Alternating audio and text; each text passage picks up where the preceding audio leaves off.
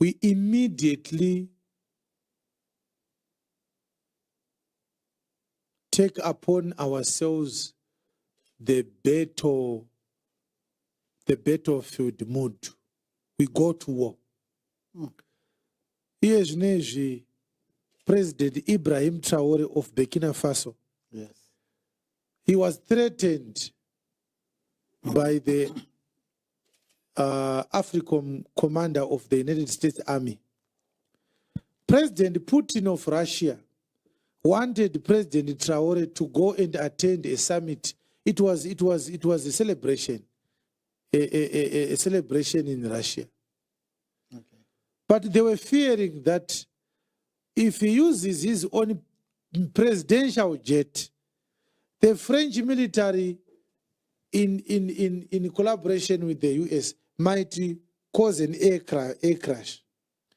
Putin sent a Russian aircraft to Burkina Faso to pick up President Traore to go to Russia. It has never happened before. It's the first time. Yes.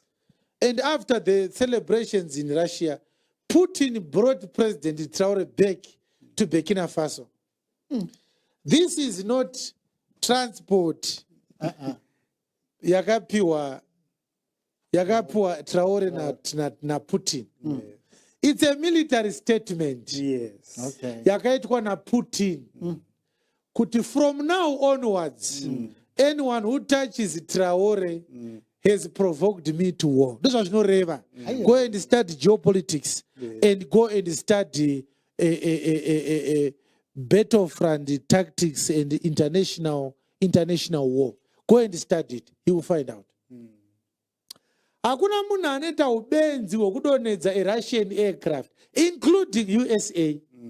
All right. Because Russia has more nuclear weapons than the USA. Right. Actually, Russia is 3 times.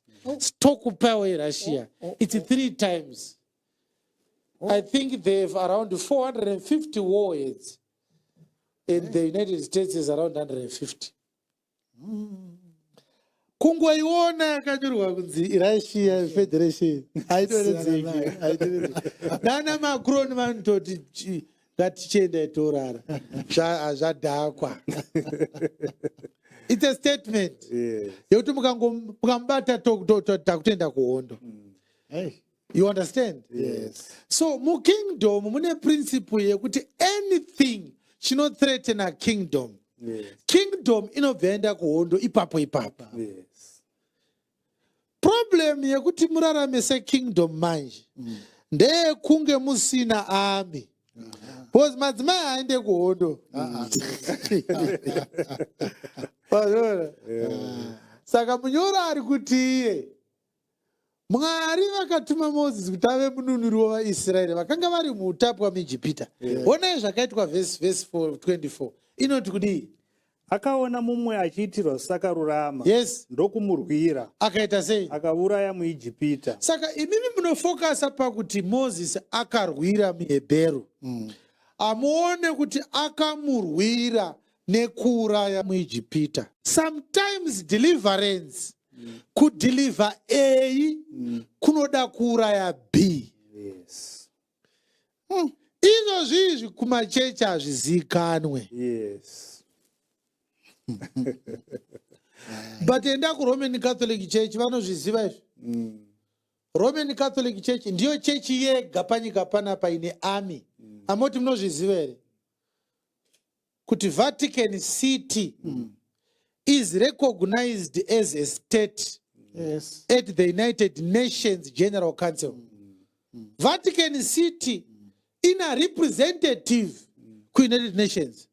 Vatican City in an ambassador to the United Nations. Yes. Vatican City in an army. Yes. In a soldier, nema weapons. Yes. Ndiyo yega chechi ine zvombo panyika pana. Ndosaka uchiona kuti hakuna president anodadira Pope kana akauya munyika imomo. Because Pope has diplomatic immunity. Yes. He represents the Republic of Vatican. kwese tukumbasukwata tiri kutaurisa vanani Salvation Army, they don't matter. Because panovotwa kuti akuadopta resolution number yakati kuUnited Nations, the only church represented is the Catholic Church. What happened? So Italy inenge ine representation as a nation. Vatican City iri muRome muItaly. Saka kureva kuti muItaly mune nyika mbiri. Mune Italy moita Vatican. Vatican inyika. Pope asungwe nekuti he's a diplomat. You understand? Mabega Pope asejwe nekuti Pope ane diplomatic immunity. Saka muchiona kuti pese paanenge ari anenge aine army yake nepfuti dzake nemotikari dzake. Vakanga vaunderstand something about the kingdom. Vakazorasika zvavo pakuti vakanga vaine doctrine rakanga risina kubva kuna Mwari. But the concept yekingdom vanayo. Vane police inosunga vanhu paVatican. Vane court. Munhu akapara mhosva muVatican City haende kukoti iri kuItaly. Anotongwa muVatican City. Mune jeri muVatican City. Munhu anosevha jeri rake akapedza ari muVatican. Pane nguva yekuti kuponesa munhu one kunoda kuti mumwe afe, kuti mumwe apone. Saka Moses akaona muIjipita achirova muHebheru. The only way yekuraramisa muHebheru kwaive kuuraya muIjipita. Ndokubva azviita. Dhavhidhi ari kusango aida kuponesa makwai ababa wake Jese, akauraya shumba nemapere. Kuponesa gwai, kuuraya mapere. Mwari achida kuponesa vaIsraeri pa1 Samuel chapter 15 akatendea munouraya vaAmareki vese. Zvekuti mambo wemaAmareki asina kuurayiwa naSauro, munhu waMwari Samueri akatora banga akagura Agagi kuti aponese nyika. Akauraya imwe nyika. The whole nation of Amalek was destroyed in 1 Samuel chapter 15. To save Israel, Amalek must go. Zvandataura izvi zvinoprova kuti haugone kuita savior kana usina power riri dangerous. Moses was a deliverer to the Hebrews, but he was danger to the Egyptians. Verse 25. Akati zvimwe hama dzake dzichanzwisisa kuti Mwari wakanga achida kuvaponesa noruoko rwake, asi havana kunzwisisa. Ndo patinoda kugumira paverse chapter 7. Tinoda kupedza service yedu. Muri kuona here vanotenda kuti mashoko ari paverse 25 ndeyaStephen. Stephen ada kutsanangura why Moses akauraya muIjipita. Zvikanzi Moses akafunga kuti nekuuraya muIjipita in brackets vanhu vake vachaziva kuti Mwari ainge achimushandisa kuti avanunura, asi havana kuzvinzwisisa. Method yaMwari yekuratidza vaHebheru, behold your deliverer, imeda. Iwo wakajaira wakabatwa segwai rinyerere mumaoko memubeuri waro, saizvozvo haana kutaura chinhu. Mozisi, Mwari vakaita unveil the deliverer nemeda. Saka paya paunenge uchiti thou shalt not kill paya haishande kuna Mozisi iyoyo. Moses akauraya zvese zvakazoitika zvese murenje zvisati zvaitika, akanga atoraya muIjipita. Mwari vachiti ndiyo nzira yekuratidza vaHebheru kuti ndiye muponesi wenyu. Mubvunzo ndewekuti akanga adzidziswa nani kuuraya Moses? Verse 22 once again. Verse 22 once again. Toda kuti muone kuti papalasi panodzidziswa zvakaita sei zvazvo zvakawanda. Ukanga wapa palasi uchadzidza zvakawanda. Nekuti mari dzenonzi kumba kwaFaro. Chii chaidzidziswa Moses kumba kwaFaro? Moses akadzidziswa uchenjeri hwose hwavaIjipita. Again. Moses akadzidziswa uchenjeri hwose hwavaIjipita. Yes. Akava nesimba pamashoko napamabasa. Aha. Amen. Amen. Saka dai pasina verse 22. Dai pasinawo verse 25. Yes. Dai Moses akanga asina kudzidziswa uchenjeri hwavaIjipita nesimba. In brackets kurwa, kurova nekuuraya. Yes. Kurwa, kurova nekuuraya. Dai muIjipita asina kufa. Yes. And dai muIjipita asina kufa, Moses dai asina kudzingwa achitiza kuenda kuMidian. Dai Moses asina kuenda kuMidian, Mwari anga asingazotaura naye murenje achifudza makwai aJethro. Dai zvisina kuitika izvozvo, vaibheru nanhasi dai vari muIjipita. Hey. Saka mubvunzo ndewekuti sei vanhu vanonamata vakadzidziswa kuti kuratidza kuti muna Mwari ivai musina simba. MaKristu vanoratidza umwari hwavo nekurohwa. Vanorohwa vobva vati atidzorere nekuti tinonamata. Izvo vanenge vachinyepa, havagone kudzorera. Yes. Hakuna kunyepera vanhu kaive kuti haudzosere nekuti wakanzi ukarwa damai rinodzorera here. Taura chokwadi. Iwe handiti kuona mombe ichiuraiwa udye nyama yacho here iwe. Mwoyo wako unorwadza.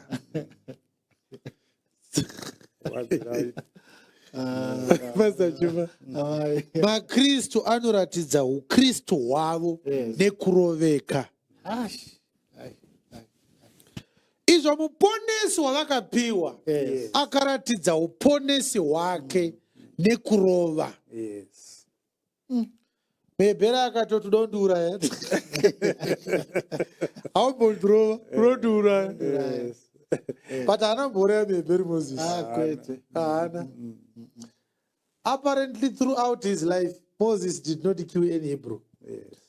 Because God wanted to portray love and mercy towards his people. Amen. Moses is only dangerous to the Egyptians. Amen. He is not dangerous to his own people. Yes. Amen. Amen. So, mukaka wakayamwiwa na Moses, mukaka wekumba kwa Faro. Mabhuku akaverengwa na Moses, mabhuku ekumba kwa Faro. Faro anorera vana vake nenzira yekuti vasadheererwe. Saka zvaakanga adoptwa Moses, akakura achinzi haufanirwi kukundwa kana ukabuda kunotamba nezvimwe zvana haukundwe. Moses anga asingatenderwi kuuya achichema achitaurwa nevezera rake, airohwa. Saka papalazi panenge paine mamasters ejudo, mamasters emartial arts, nemamasters etaekwondo nemamasters ekarate. Achidzidzisa mai zvavo maprinces. Panobuda maprinces achienda kunofamba mastreet, zvinotozivikanwa kuti unorohwa ukafa. Yes. Nekuti royalty has power as its symbol. Power is the symbol of royalty. Power is the symbol of royalty. Kana usina simba, usanyepe kuti you are a prince. Hakuna prince ndonda. Hakuna. Amen. Hallelujah. Amen. Dosaka musina verse yekuti Moses akachema nekuti akatambudzwa nematask masters. Hakuna task master aigona kuendesa Moses kunokanya zvidhina. Aibva angofira musi iwoyo. Vakachema vaHebheru minus Moses. Yes. Amen. Akanga ari wampalazi. He commanded respect. Yes. So there are 3 things that we wanted to find in verse number 22. Tati chekutanga Moses akanga achidzidzisika, isu hatidzidzisiki. Chechipiri Moses akadzidza kutaura. Yes. Moses akadzidza kushanda. Mighty in words and in deeds. Yes. Dambudziko redu isusu taakugona kutaura, atigone kuita. Yeah. Ukataura vanhu vanoti ndofunga kumba kwavo vanogezera mujakuzi. Apa unogara mumukuku unogezera mubhavha kunge mwana we2 years. Manakira akaita mashoko ako nechikafu chaunodya zvipindirane. Yes. Hey. Christianity is a group, a religion full of people who talk and do nothing. Yes. And it was designed like that because it was designed for colonial purposes. Oh, yes.